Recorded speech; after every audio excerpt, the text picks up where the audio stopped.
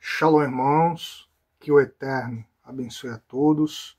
Graças ao Eterno, mais uma oportunidade que nós temos de estarmos na sua presença, aprendendo um pouco mais da sua palavra, aprendendo um pouco mais da sua Torá.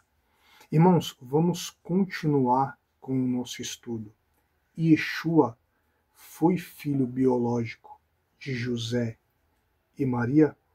A gente está aqui numa série onde a gente está trazendo bases bíblicas que isso é possível sim, ok? E esse estudo não vai ser diferente. A gente vai falar agora de um ponto muito importante. Como Yeshua pode ser o Messias se ele provém da descendência amaldiçoada de Jeconias?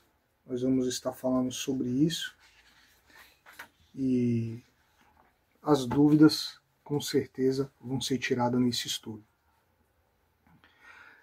Para a maioria dos cristãos, a descendência de Yeshua não poderia ser considerada por parte do lado paterno, uma vez que, de acordo com a genealogia descrita por Mateus, Yeshua descende de Jeconias. Isso está em Mateus capítulo 1, versículo 11 e 12. Cuja linhagem o Eterno amaldiçoou, conforme o relato em Jeremias capítulo 22, verso 30. Vamos ler aqui. Assim diz o Eterno: escrevei que este homem fica sem filhos, homem que não prosperará nos seus dias, pois nenhum da sua linhagem prosperará para assentar-se sobre o trono de Davi e reinar daqui em diante em Judá. A partir da leitura dessa passagem bíblica foi criado o seguinte raciocínio. Número 1. Da linhagem de Jeconias não pode existir descendentes dignos para se assentar no trono de Davi. Número 2. Yeshua descende de Jeconias. Número 3. Portanto, Yeshua não poderia ser o Messias de Israel, o Messias prometido. É fundamental esclarecer o que aconteceu de fato ao longo da história bíblica, com o intuito de descobrir como Yeshua pode ser o legítimo Messias, ainda que descenda de Jeconias.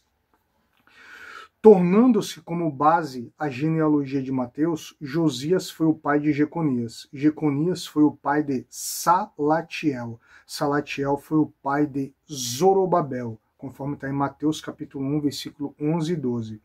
Fazendo-se uma leitura atenta das Escrituras Sagradas, constata-se que houve a anulação da maldição hereditária imposta pelo Eterno. Pois lê-se que Jeconias teve filhos. Os filhos de Jeconias, o deportado, Salatiel, seu filho, Malquirão, Pedaías, Senazar, Jecamias, Osama e Nedábias. Isso está em 1 Crônicas, capítulo 3, versículo 17 e 18.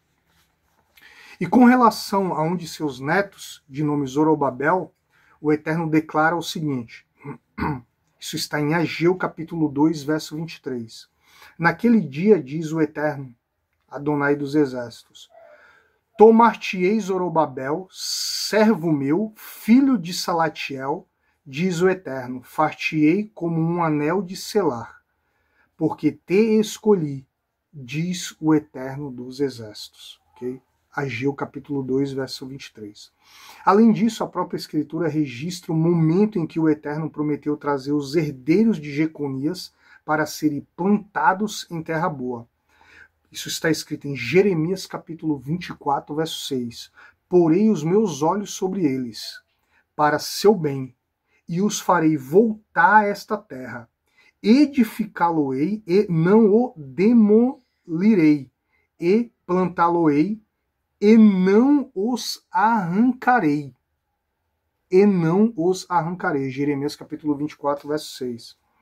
Essa promessa foi cumprida em Zorobabel, quando o mesmo conduziu diversas pessoas para a Terra Santa após o cativeiro babilônico. Episódio em que os muros de Jerusalém foram reerguidos, o templo reconstruído e o culto ao Eterno foi restabelecido. Há fatos que são indiscutíveis. Número 1, Jeconias foi amaldiçoado, porém, em função do seu grande arrependimento, teve essa maldição cancelada, né? Veio graça e misericórdia para a sua vida. Número 2, as literaturas judaicas, o contexto judaico atesta isso, comprova que isso ocorreu.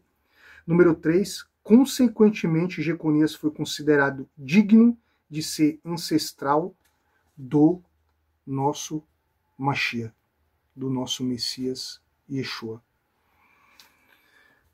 É isso, né, um estudo rápido, simples e objetivo, porém, né, esclarecedor, com bases bíblicas sólidas, né, que confirmam que, independente de ser descendente de Jeconias, o nosso Mashiach Yeshua, né, pode sim ter vindo aí da sua linhagem, por conta dessa maldição hereditária ter sido cancelada pelo Eterno. Tenho certeza que esse estudo aí vai ser abençoador, vai agregar conhecimento e também vai ser aí um divisor de águas na vida de muitas pessoas que de repente aí tinham essa dúvida. Shalom, irmãos, que o Eterno abençoe a todos, mais um início de semana aí abençoado para todos nós. Shavuot Tov.